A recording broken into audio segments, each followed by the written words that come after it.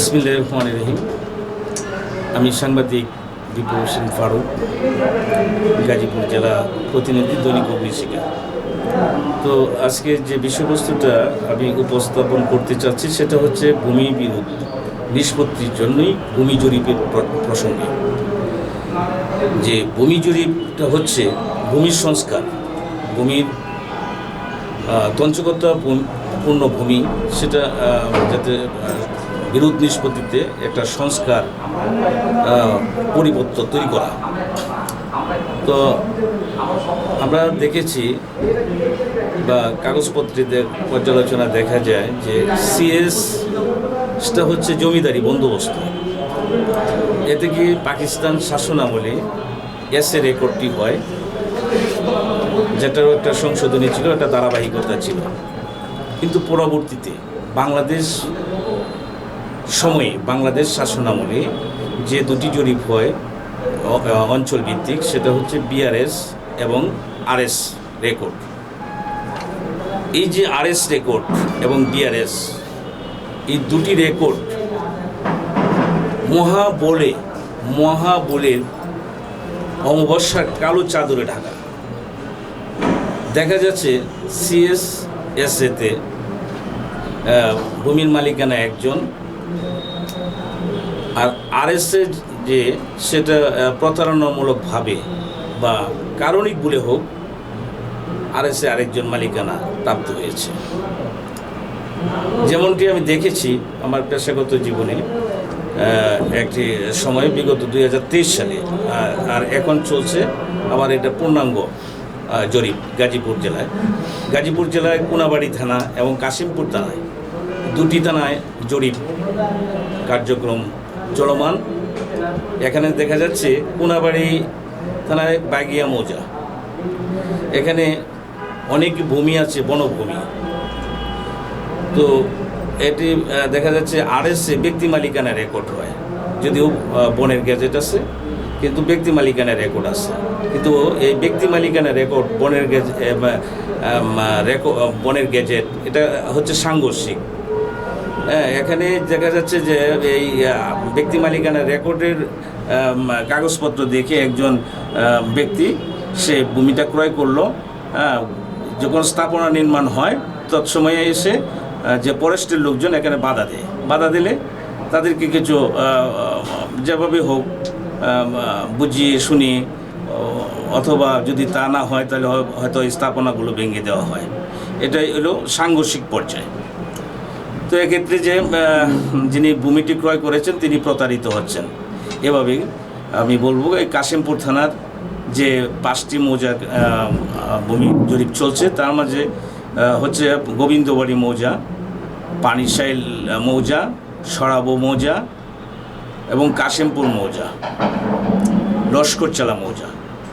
তো আমি প্রথমেই বলবো, আমি যে এলাকাটিতে বসবাস করি সেটি হচ্ছে গোবিন্দবাড়ি মৌজা। এখানে একটি জমির বিষয় নিয়ে আমি কথা বলবো যে এসে 1 নং খতিয়ানের ভূমি বিগত আরএস জরিপে হয় কারণিক ভুল অথবা প্রতারণামূলক লেখনির মাধ্যমে সাবেক 825 দাগের 1 নং খতিয়ানের সাবেক 825 দাগের ভূমিটি আরএস রেকর্ডে এসে এক ব্যক্তি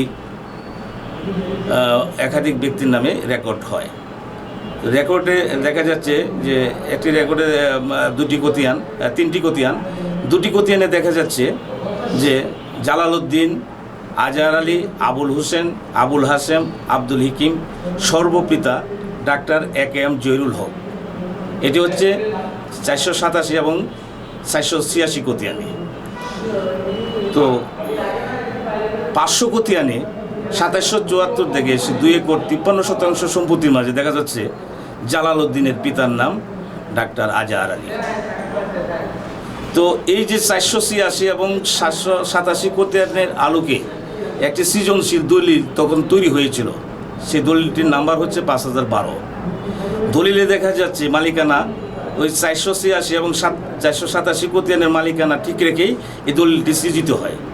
কিন্তু 500 খতিয়ানে এসে জালালউদ্দিনের পিতার নাম উল্লেখ করা হয়েছে, রেকর্ড পর্যায়ে উল্লেখ করা হয়েছে ডাক্তার আজহার আলী, যা দলিল এবং রেকর্ডের মাঝে সাংঘর্ষিক এবং এসে খতিয়ানের মাঝে সাংঘর্ষিক, সাবেক দাগের মাঝেও সাংঘর্ষিক। তো এই যে ভূমিটি, এই ভূমিটি অনেকেই ক্রয় করছেন, ক্রয় করে একবার ক্রয় করে হয় নাই, দ্বিতীয়বার ক্রয় করা হচ্ছে। কাশিমপুর ভূমি অফিসের তথ্য মতে এটার কোনো খাজনা খারিজ অদ্যাবধি সময়ে হয় নাই, কিন্তু এরপরেও এই ভূমি রেজিস্ট্রি অফিসে ভুয়া খাজনা খারিজের কাগজপত্র তৈরি করে এটি রেজিস্ট্রি হচ্ছে, বারবার রেজিস্ট্রি হচ্ছে, এটা বারবার দলিল হচ্ছে। একাধিকবার এট নিয়ে নিউজ করেছি। নিউজ করার কারণে কাশিমপুর থানা প্রেস ক্লাবের বেশ কয়েকজন সাংবাদিক আমার সাথে মামলার জড়িত হয়েছেন। যিনি ভূমি মালিক দাবি করছেন, তিনি বলছেন যে আমি নিউজ করার নাকি তাকে চাঁদা দাবি করছি, কিন্তু আসলে যে রাষ্ট্রীয় সম্পত্তি, সে রাষ্ট্রীয় সম্পত্তি দেশের প্রতিটি নাগরিকের এখানে বৈধ অধিকার আছে। রাষ্ট্রীয় স্বার্থের সাথে যেহেতু একজন নাগরিকের স্বার্থ জড়িত, তা আমি নিউজটা করেছিলাম রাষ্ট্রের স্বার্থে জনস্বার্থে, সেই নিউজে আমি বিতর্কিত হয়েছি। তো এখন বর্তমান চলমান জরিপে দেখা যাচ্ছে যে RS রেকর্ডের উপর ভিত্তি করেই দেওয়া হচ্ছে BDS পর্চা।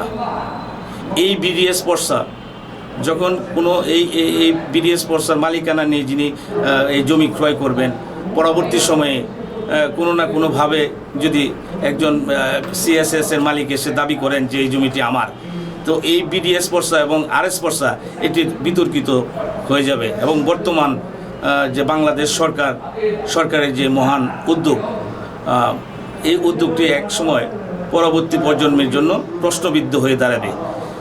তো এই ছিল আমার আজকের বক্তব্যের বিষয়বস্তু। ধন্যবাদ প্রিয় দেশবাসী, আসসালামু আলাইকুম।